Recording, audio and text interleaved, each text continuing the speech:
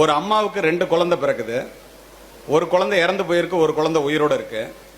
2 குழந்தையும் கொண்டு வந்து தாயிட்ட காமிச்சிட்டு இறந்து போன குழந்தைய புதைக்கணும். கொண்டு வந்து காமிக்கிறாங்க.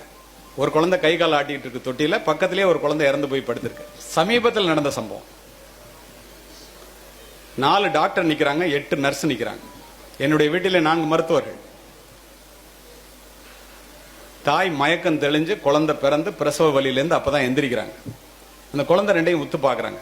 ஒரு குழந்தை உயிரோடு இருக்கு, ஒரு குழந்தை இறந்து போயிருக்கு. உண்மை சம்பவம், கதையல்ல. தாயினுடைய சக்தி என்ன என்பதை தெரிந்து கொள்ளுங்கள்.